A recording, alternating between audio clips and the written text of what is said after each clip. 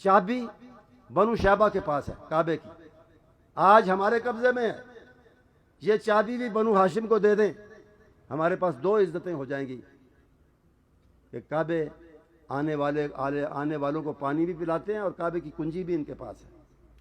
آپ خاموش رہے، جواب نہیں دیا۔ تھوڑی دیر کے بعد فرمایا کہ این عثمان ابن طلحہ، این عثمان ابن طلحہ، اے عثمان بن طلحہ کہاں ہے؟ اس کو بلاؤ۔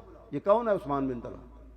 یہ بنو شیبہ کا سردار، چابی بردار، کلید بردار، اور یہ وہ ہے جو ہجرت سے پہلے آپ کو روکا کرتا تھا۔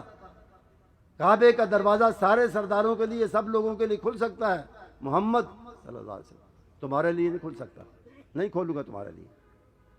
وہ ڈرتا ہوا آیا کہ آج مجھے اپنے کیے دھرے کی سزا ملے گی۔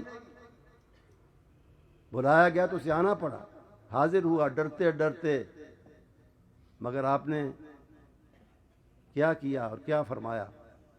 چابی آگے کر کے کہا کہ خذ مفتاحک یا عثمان، خذ مفتاحک یا عثمان، یہ لو اپنی چابی، ولا ینزع منک الا ظالم، تم سے جو چھینے گا وہ ظالم ہوگا۔ آپ کے انہی الفاظ مبارکہ کا اثر ہے کہ آج بھی سعودی بادشاہ ہونے کے باوجود چابی اپنے گھر، اپنے ہاتھ میں، اپنے قبضے میں رکھنے کی جرت نہیں رکھتے۔ آج بھی انہوں نے بھی، بادشاہ نے بھی، کعبے کے اندر جانا ہو تو بنو شیبہ کے بوڑھے کو بلایا جاتا ہے، اس کے سردار کو بلایا جاتا ہے، وہ آ کے کھولتا ہے تو بادشاہ سلامت اندر جاتے ہیں۔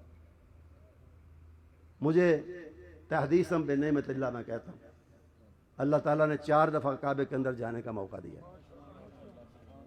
اور چاروں دفعہ یہ تھا کہ بس انتظار میں بیٹھیں کہ بنو شیبہ کا بڈھا آئے گا، چابی لگائے گا، کھولے گا تو پھر اوپر سیڑھی چڑھیں گے اور جائیں گے۔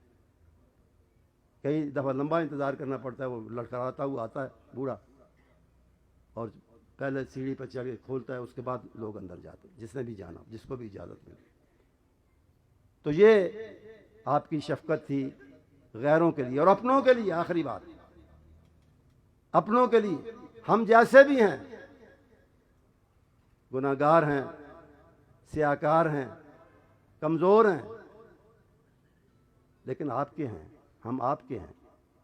کتاب اللہ حدیث مصطفیٰ کی ترجمان، مرکزی جمعیت اہل حدیث پاکستان۔